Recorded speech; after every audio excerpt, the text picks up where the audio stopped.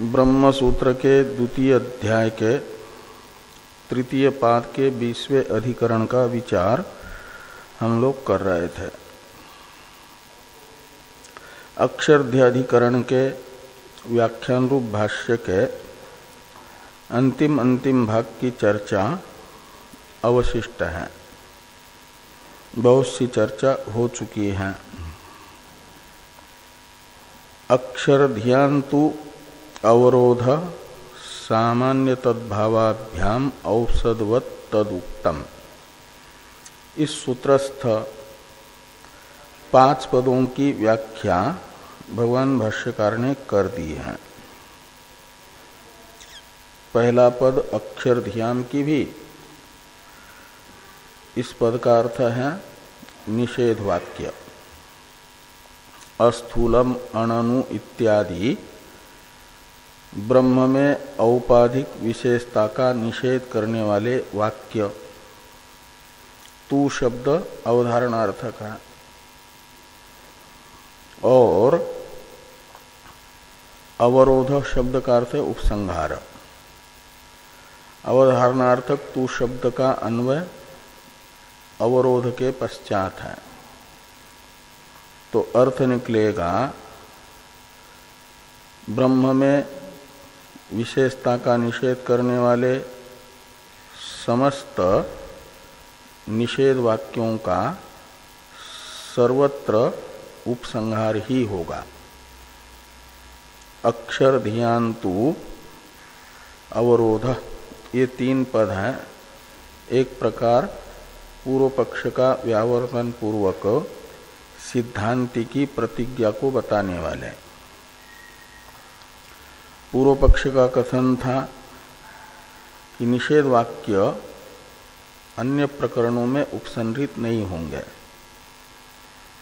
सिद्धांत है निषेध वाक्यों का सर्वत्र उपसंहार होगा। और हेतु बताने वाला वाक्य है सामान्य तद्भावाभ्याम। इससे बताया गया कि जितने भी निर्विशेष ब्रह्म का प्रतिपादन करने वाले वेदों के ज्ञान कांड में प्रकरण है, उन सब प्रकरणों में निर्विशेष ब्रह्मपादन प्रकार एक है, एक जैसा है। सभी के सभी प्रकरणों में ब्रह्म की उपाधि निमित्तक विशेषताओं का व्यावर्तन द्वारा ब्रह्म को द्वैत रहित बताया जा रहा है, अद्वितीय बताया जा रहा है। और तद्भाव शब्द का अर्थ है कि ब्रह्म एक ही सर्वत्र विशेष्य के रूप में विद्यमान है। चाहे यजुर्वेद के गार्गी ब्राह्मण रूप प्रकरण में हो, मुंडक उपनिषद रूप अथर्ववेद के प्रकरण में हो, या कठोपनिषद में हो, सर्वत्र वेद्य ब्रह्म एक है। वेद्य ब्रह्म प्रतिपादन प्रकार भी एक जैसा है, वेद्य ब्रह्म भी एक जैसा है, तो माना जाएगा कि ब्रह्म में समस्त विशेषताओं से रहित अद्वितीयता का बोध होने के लिए सभी प्रकरणस्थ निषेध वाक्यों का सभी प्रकरणों में उपसंहार होगा। ये सामान्य तद्भावाभ्याम से बताया गया। और अन्य प्रकरणस्थ प्रधान के अधीन अंगों का उपसंहार अन्य प्रकरणों में भी होता है। इसे समझाने के लिए दृष्टांत बताया गया औपसदवत। तो जैसे यजुर्वेद की तैत्रीय शाखा में विहित चतुर्रात्र याग है, जिसे अहिन याग कहा जाता है। इसे प्रथम जमदग्नि ऋषि ने करने के कारण जामदग्नि भी कहा जाता है। तो उस याग की अंगभूत पुरोडासीनी उपसद इष्टियों का विधान है, और इन उपसद इष्टियों में पुरोडास प्रदान मंत्रों का पाठ सामवेद में है। तो सामवेद में पठित मंत्रों का उच्चारण करने का अधिकार उद्गाता का होता है, और पुरोडास प्रदान रूप जो शेषी है, उस शेषी का अनुष्ठान विहित है यजुर्वेद में, इसलिए अध्वर्यु का अधिकार वहां सिद्ध होता है। तो किसका यह पुरोडास प्रदान मंत्र में अधिकार माना जाए? तो कहा गया कि प्रधान पुरोडास प्रदान होने के कारण प्रधान पुरोडास प्रदान रूप अंगिका अनुष्ठान जो करेगा वही तद अधीन अंग का भी अनुष्ठाता होगा। तो प्रधान जो पुरोडास प्रधान रूपी अंगी है, उसका अनुष्ठाता अध्वर्यु है, ये निश्चित है।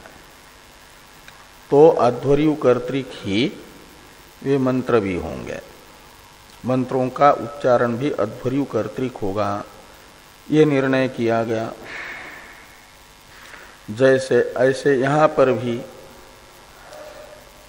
निर्विशेष ब्रह्म प्रधान है और निषेध वाक्य अंग है, और वो निर्विशेष ब्रह्म सर्वत्र एक होने से अन्यत्र उक्त जो विविध प्रकार के विशेषता का निषेध करने वाले वाक्य हैं, उनका सर्वत्र उपसंहार होगा। इसे समझाने के लिए औपसदवत ये दृष्टांत वाक्य है, और अंतिम पद है सूत्र में तद उक्तम।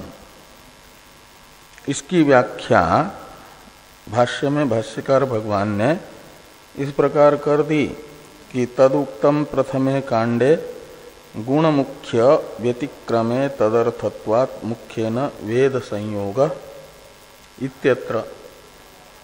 तो ये जो पूर्व मीमांसा का सूत्र है, पूर्व मीमांसा दर्शन के रचयिता हैं जैमिनी जी, उन्होंने पूर्व मीमांसा दर्शन जो 12 अध्यात्मक है की रचना की। तो 12 अध्यात्मक पूर्व मीमांसा दर्शन के तीसरे अध्याय के तीसरे पाद में ये 8वां सूत्र है, गुण मुख्य व्यतिक्रमे तदर्थत्वात् मुख्येन वेद संयोग इत्यादि। और इसका अर्थ टीकाकार कर रहे हैं। तो टीका में ये चर्चा हम लोग कर चुके हैं। विनियोग विधिर मुख्य सफलत्वात्, इससे पहले क्या आया? हाँ, यहाँ तक की चर्चा कर चुके हैं। मंत्र का अर्थ जो बताया था ना, वेर देवगणस्य होत्रम अध्वरंच कर्म अग्नेस्तोत्त एव इति अग्नि आमंत्रण मंत्रार्थ, यहाँ तक की चर्चा हम लोग टीका में कर चुके हैं। आगे की टीका है जैमिनी जी का जो सूत्र है उसका अर्थ टीकाकार बता रहे हैं। भाष्य में तो तद उक्तम इस सूत्रस्थ अंतिम पद के व्याख्यान के रूप में भाष्यकार भगवान ने केवल पूर्व मीमांसा दर्शन का सूत्र बताया है। उस सूत्र का अर्थ टीका में टीकाकार बता रहे हैं। इसके लिए गुण मुख्य व्यतिक्रमे इस शब्द का अर्थ समझाने के लिए पहले यहाँ गुण शब्द का क्या अर्थ है, मुख्य शब्द का क्या अर्थ है, ये समझना जरूरी है, और व्यतिक्रम शब्द का क्या अर्थ है। तो व्यतिक्रम शब्द का अर्थ है विरोध, गुण शब्द का अर्थ है शेष, अंग, और मुख्य शब्द का अर्थ है प्रधान। तो गुण और प्रधान में विरोध उपस्थित होने पर ये गुण मुख्य व्यतिक्रमे इस पद का अर्थ निकलेगा सूत्रस्थ। जयमिनी जी के सूत्र में आए हुए गुण मुख्य व्यतिक्रमे इस प्रथम पद का अर्थ है गुण और प्रधान में विरोध उपस्थित होने पर।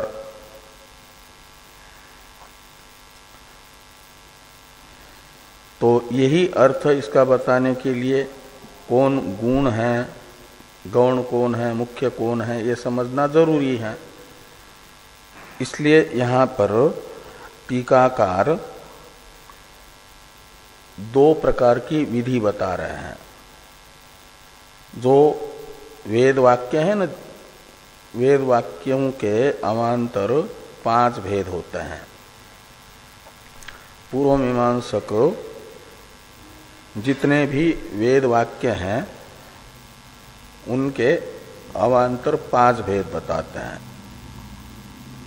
विधि, निषेध, मंत्र, नामधेय, अर्थवाद, ये 5 भेद होते हैं वेद वाक्य के। जितने वेद वाक्य हैं या तो विधि कोटि का वेद वाक्य होगा, या तो निषेध कोटि का होगा, या तो नामधेय होगा, या तो मंत्र होगा, या तो अर्थवाद होगा। इन 5 प्रकारों में से किसी न किसी प्रकार में वेद वाक्य का अंतर्भाव होता है। फिर ये जो प्रथम भेद है 5 भेदों में विधि, इसके भी अवान्तर कई एक भेद हैं। उनमें से यहाँ पर उत्पत्ति विधि और प्रयोग विधि, इन 2 विधियों को बताया जा रहा है। उनमें से उत्पत्ति विधि को माना जाता है गौण, प्रयोग विधि को माना जाता है प्रधान। तो जयमिनी जी के सूत्रस्थ गुण शब्द से लिया जाएगा उत्पत्ति विधि को, और मुख्य शब्द से लिया जाएगा प्रयोग विधि को। शुरू में तो वेद के 5 प्रकार विधि, निषेध आदि, और उस विधि के भी अवान्तर कई भेद हैं। उनमें से उत्पत्ति विधि और प्रयोग विधि, ये 2 भेद भी होते हैं। हाँ, उत्पत्ति विधि, विनियोग विधि, उसी को प्रयोग विधि भी कहते हैं। विनियोग विधि का ही दूसरा नाम है प्रयोग विधि। तो इसमें से उत्पत्ति विधि को माना जाता है गौण, मुख्य माना जाता है विनियोग विधि को। ये यहां पर कह रहे हैं। इसके लिए आया टीका में कि उत्पत्ति विधिर गुणः, गुण मुख्योर व्यतिक्रम, गुण मुख्य व्यतिक्रमे, इसमें गुण शब्द से उत्पत्ति विधि को लेना। कहते हैं उत्पत्ति विधि को गुण क्यों कहा जा रहा है? यानी प्रधान क्यों नहीं रखा जा रहा है? तो हेतु बता रहे हैं उसके गौणता में। अब फलापेक्षत्वात्, तो फलापेक्षत्वात् उत्पत्ति विधिर गुणः, तो सापेक्ष होने के कारण गौण है। और ये जो विनियोग विधि है, जिसे प्रयोग विधि भी कहा जाता है, ये है प्रधान। उसके प्रधानता में हेतु है सफलत्वात्। तो विनियोग विधि को कह रहे हैं कि उत्पन्नस्य फले विनियोगात्, विनियोग विधिर मुख्य सफलत्वात्। तो जो उत्पन्न है का मतलब विहित है। उत्पत्ति विधि होती है साधन को बताने वाली विधि, और साधन को बताने वाले उत्पत्ति विधि के द्वारा विहित जो साधन है उसे कहा जाएगा उत्पन्न। और उस उत्पन्न साधन का फल में विनियोग यानी उपयोग बताने वाला वाक्य होता है विनियोग विधि। प्रयोग विधि भी उसे कहते हैं। वो है मुख्य। क्यों? तो कहते हैं सफलत्वात्, वो फल से युक्त होने के कारण।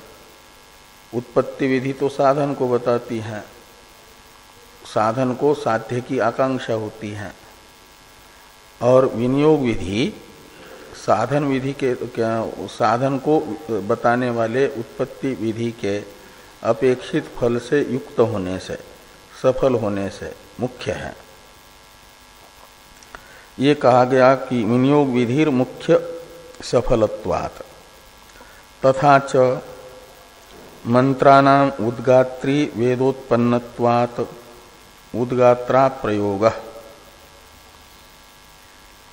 तो सूत्रस्थ गुण तथा मुख्य शब्द का अर्थ ध्यान में आया कि गुण का अर्थ है उत्पत्ति विधि, मुख्य शब्द से यहाँ पर लेना है विनियोग विधि। इसलिए गुण मुख्य शब्द का अर्थ निकलेगा उत्पत्ति विधि और विनियोग विधि। और इन दोनों का द्वंद्व समास करके गुण और मुख्य शब्द का फिर व्यतिक्रम शब्द के साथ षष्ठी तत्पुरुष समास है। गुण मुख्योर व्यतिक्रमः, गुण मुख्य व्यतिक्रमः, ऐसा। और इसका अर्थ निकलेगा कि उत्पत्ति विधि तथा विनियोग विधि में विरोध होने पर। इसी प्रकार का अर्थ कर रहे हैं। तथा च मंत्राणाम उद्गात्री वेद उत्पन्नत्वात् उद्गात्रा प्रयोगः और विनियोग विधिना अध्वर्युना प्रयोग इति गुण मुख्ययोर व्यतिक्रमे विरोधे सति मुख्येन बलीयसा मंत्रात्मक वेदस्य अध्वर्युना संप्रयोग उत्पत्तेर विनियोगार्थत्वात् इति जैमिनी सूत्रार्थ। ये जैमिनी जी के सूत्र का पूरा अर्थ बताया प्रथम पदार्थ के साथ। तो ये जो अग्निर्वेर होत्रम वे रध्वरम इत्यादि मंत्र हैं साम वेद उत्पन्न। तो मंत्राणाम उद्गात्री वेद उत्पन्नत्वात्, इतने का अर्थ है जो पुरोडास प्रधान के अंगभूत मंत्र हैं वे साम वेद में विहित होने से मंत्राणाम उद्गात्री वेद उत्पन्नत्वात्, इन शब्दों का अर्थ निकलेगा पुरोडास प्रदान मंत्र साम वेद से विहित होने से उद्गात्रा प्रयोग, तो साम वेद के मंत्रों का उच्चारण करने का अधिकार उद्गाता का होता है। इसलिए इन मंत्रों का प्रयोग उद्गाता के द्वारा प्राप्त हुआ। इन मंत्रों का प्रयोग का अर्थ है पुरोडास प्रदान करते समय उच्चारण का अधिकार होगा उद्गाता का। ये प्रकरण प्रमाण के आधार पर निश्चित हो रहा है। और विनियोग विधिना अध्वर्युना प्रयोग, और विनियोग विधि ये बता रहा है कि जो पुरोडास प्रदान करेगा वही पुरोडास प्रदान मंत्रों का भी उच्चारण करेगा। तो प्रयोग विधि के आधार पर इन सामवेद विहित मंत्रों का प्रयोग करता अध्वर्यु प्राप्त हुए। अध्वर्यु को ये अधिकार प्राप्त हुआ। इसलिए कहते हैं अध्वर्युना प्रयोग इति। हाँ, तो इति गुण मुख्य और व्यतिक्रमे, तो इस प्रकार ये उत्पत्ति विधि रूप गुण पदार्थ और विनियोग विधि रूपी जो मुख्य पदार्थ हैं, इन दोनों में व्यतिक्रम यानी विरोध उपस्थित होने पर, विरोध उपस्थित हुआ तो मुख्येन बलीयसा मंत्रात्मक वेदस्य अध्वर्युना संप्रयोग। तो बलवान जो प्रयोग विधि है, विनियोग विधि, उससे क्या हुआ कि मंत्रों का प्रयोग अध्वर्यु के द्वारा ही सिद्ध होगा। अध्वर्यु के साथ ही मंत्रात्मक वेद का संबंध बनेगा। संप्रयोग शब्द का अर्थ है संबंध। तो अध्वर्युना संप्रयोग यानी संबंध। ऐसा क्यों? तो कहते हैं उत्पत्तेर विनियोगार्थत्वात्। तो उत्पत्ति विधि विनियोग विधि का अंग होने से ये उत्पत्तिर विनियोगार्थत्वात् का अर्थ है। इति जैमिनी सूत्रार्थ। और ये उत्पत्तिर विनियोगार्थत्वात्, ये टीकाकार ने अर्थ सूत्रस्थ कौन से पद का किया है? तदर्थत्वात्। जैमिनी जी का जो एक सूत्र में पद है न, तदर्थत्वात्। तदर्थत्वात् में तत्शब्द का अर्थ है विनियोग विधि। तो उत्पत्ति विधि में विनियोग विध्यर्थत्व होने से तो विनियोग विधि हो गया मुख्य और गुण हो गया उत्पत्ति विधि। और मुख्येन वेद संप्रयोग का अर्थ निकलेगा मुख्य जो विनियोग विधि है उसके आधार पर मंत्रात्मक वेद का संयोग होगा। तो विनियोग विधि जिसके साथ संबंध बता रहा है उसी के साथ संबंध स्वीकार किया जाएगा। तो विनियोग विधि तो मंत्रात्मक वेद का संबंध बता रहा है अध्वर्यु के साथ, इसलिए अध्वर्यु के साथ संबंध हुआ। ये यहाँ पर जैमिनी जी के सूत्र का अर्थ निकला। अब टीका में टीकाकार यद्यपि इत्यादि से ये बता रहे हैं कि ये जो सावर भाष्य है इसमें ये उदाहरण नहीं दिया। जैमिनी जी के सूत्र की व्याख्या करते समय शबर स्वामी जी ने अपने भाष्य में यहाँ पर जो टीकाकार ने उदाहरण बताया ये उदाहरण नहीं बताया। जैमिनी जी का ये सूत्र है गुण मुख्य और गुण मुख्य व्यतिक्रमे तदर्थत्वात् मुख्येन वेद संयोग। ये जो जैमिनी जी का सूत्र है, इस सूत्र की शबर स्वामी ने व्याख्या की है। उनके व्याख्या ग्रंथ को भाष्य कहा जाता है, शाबर भाष्य। शबर स्वामी के द्वारा रचित भाष्य शाबर भाष्य। जैसे शंकराचार्य जी के द्वारा रचित भाष्य को शांकर भाष्य कहते हैं। हाँ,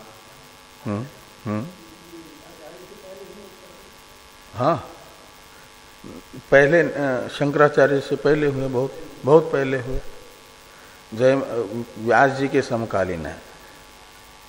व्यास जी के समकालीन है जैमिनी जी, और जैमिनी जी के बाद और शंकराचार्य जी के पहले ये शबर स्वामी हुए हैं। उन्होंने जैसे ब्रह्म सूत्र का भाष्य शंकराचार्य जी ने लिखा, ऐसे पूर्व मीमांसा सूत्रों का भाष्य शबर स्वामी ने लिखा, उसे शाबर भाष्य कहा जाता है। तो शाबर भाष्य में इस सूत्र की व्याख्या करते समय दूसरा उदाहरण बताया गया है, और यहाँ टीकाकार ने दूसरा उदाहरण बताया। का मतलब शंकराचार्य जी ने भी दूसरा उदाहरण, जो शंकराचार्य जी ने उदाहरण बताया उसी में इस सूत्र का समन्वय करके बताया न टीकाकार ने। तो शबर स्वामी के साथ दृष्टांत में विरोध प्रतीत हो रहा है। कहते कोई विरोध नहीं है, कहीं पर भी कोई भी उदाहरण में इस सूत्र को लगाया जा सकता है। ये यहां पर बता रहे हैं, यद्यपि इत्यादि से टीकाकार। तो यद्यपि शाबर भाष्ये वारवंती यादि सामनाम उच्चैः स्वरक सामवेद उत्पन्नत्वात् आधान अंगत्वेन उच्चै स्वर प्रयोग, और य एवं विद्वान वारयंतीयम गायति यज्ञा यज्ञम गायति वामदेव्यम गायति इति आधाने तेषां विनियोग विधिना याजुसेन याजुसस्य उपांशु स्वरस्य प्रयोग इति गुणमुख्योर विरोधे सति उत्पत्तेर विनियोगार्थत्वात् मुख्य विनियोग बलेन सामनाम यजुर्वेद स्वर संप्रयोग इति सूत्रम व्याख्यातम। तो कहते हैं ये जो गुण मुख्य व्यतिक्रमे तदर्थत्वात् मुख्यन वेद संयोग, इस सूत्र की व्याख्या करते समय शाबर भाष्य में शबर स्वामी जी ने सूत्र की व्याख्या इस प्रकार की है। इति सूत्रम व्याख्यातम का अर्थ है इस प्रकार सूत्र की व्याख्या की है। क्या कहा है उन्होंने कि ये जो साम होते हैं ना, उनके अनेक नाम हैं। वारवंतीय भी साम है, यज्ञा यज्ञीय साम है, रथंतर साम है, वामदेव्य साम है, ऐसे बहुत से साम होते हैं। साम के अलग अलग नाम हैं छांदोग्य में। तो वारवंती आदि सामनाम उच्चे स्वरक साम वेद उत्पन्नत्वात् आधान अंगत्वेन उच्चे स्वर प्रयोग। तो ये कहते हैं इन वारवंती आदि सामों का पाठ सामवेद में आया है, और सामवेद होता है उच्चे स्वरक,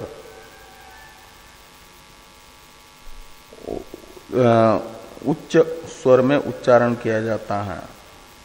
यजुर्वेद में आए हुए मंत्रों का उपांशु स्वर से उच्चारण होता है। तो ये जो यज्ञ वारवंतीय साम, यज्ञ यज्ञीय साम इत्यादि उच्च स्वर से बोला जाता है जिस वेद के मंत्रों को, उस वेद में इनका पाठ है, सामवेद में। इसलिए इन सामों को उच्च स्वरक सामवेद में उत्पन्न यानी विहित पठित होने के कारण आधान अंगत्वेन उच्च स्वर प्रयोग। तो जब आधान अंगत्वेन रूपेण इनका पाठ किया जाएगा तो सामवेद विहित ये होने के कारण उच्च स्वर से इनका पाठ प्राप्त होगा, उच्च स्वर से। और विनियोग विधि से यजुर्वेद का जो स्वर है वह स्वर प्राप्त है। उत्पत्ति विधि से तो प्राप्त हुआ उच्च स्वर इन वारवंती आदि सामों में। और आगे कहते कि यह एवं विद्वान वारवंतीयम गायति यज्ञ यज्ञम गायति वामदेव्यम गायति इति आधाने तेषाम विनियोग विधिना याजुसेन याजुसस्य उपांशु स्वरस्य प्रयोग। तो तेषाम शब्द से इन्हीं वारवंती आदि सामों को लेना है। तो इन वारवंती आदि सामों में विनियोग विधि के आधार पर प्राप्त हो रहा है यजुर्वेद का जो उपांशु स्वर है, वो उपांशु स्वर। उपांशु स्वर से इनका उच्चारण प्राप्त रहेगा। उत्पत्ति विधि से इनका उच्चारण प्राप्त रहेगा उच्च स्वर में। तो इस प्रकार ये उपांशु स्वर प्रयोग इति गुण मुख्योर विरोधे सति। तो ये जो जैमिनी जी का सूत्र है गुण मुख्य व्यतिक्रमे, तो उत्पत्ति विधि के आधार पर उच्च स्वर और मुख्य यानी विनियोग विधि के आधार पर उपांशु स्वर इन वारवंती आदि सामों का आधान अंगत्वेन रूपेण प्राप्त हुआ। तब ये कहा गया कि मुख्येन वेद संयोग।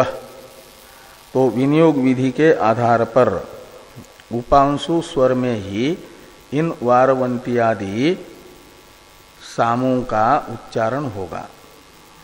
ये कहा गया इति गुण मुख्योर विरोधे सति उत्पत्तेर विनियोगार्थत्वात्।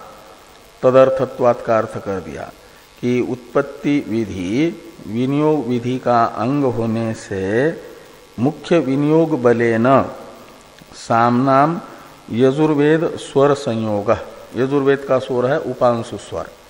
तो उपांशु स्वर में ही इन वारवंती आदि सामों का पाठ होगा। इस प्रकार यहाँ सूत्र का व्याख्यान शाबर स्वामी ने किया है। शबर स्वामी ने तो यद्यपि ऐसा वहाँ वो होने से व्याख्यान कहते उस शबर भाष्य के व्याख्यान के साथ हम यदि ये भी उदाहरण देते हैं सूत्र का तो कोई विरोध उपस्थित नहीं होता। ये आगे कह रहे हैं तथापि न्याय साम्यात औषध मंत्राः सूत्र विषयत्वेन उदाहरिता इति अविरोध। तो न्याय समान होने के कारण हमने शबर स्वामी ने वो उच्च स्वर और उपांशु स्वर के लिए उदाहरण बताया। हमने वही उसी अधिकरण को वो मंत्रों का कर्ता कौन होगा, मंत्र उच्चारण करता, इसमें वो संशय उपस्थित करके पूर्व पक्ष और सिद्धांत के रूप में व्याख्यान कर दिया। तो इसमें कोई विरोध नहीं है। तो तथापि न्याय साम्यात औषध मंत्राः सूत्र विषयत्वेन उदारिता इति अविरोध, इसलिए कोई विरोध नहीं है। इस प्रकार ये आपका अक्षरध्याधिकरण विषयक विचार संपन्न हो जाता है। अब ये आने वाला अधिकरण यदि कल पाठ होता है तो पूरा हो जाएगा, एक सूत्रात्मक है। और कल तो हनुमान जयंती है ना, लेट हो जाएंगे, तो कल पाठ होना थोड़ा संशयास्पद ही लग रहा है। सुबह का तो होना है ये वाला, और परसों है फिर दिवाली, तो दीपावली का वो करते हैं दीप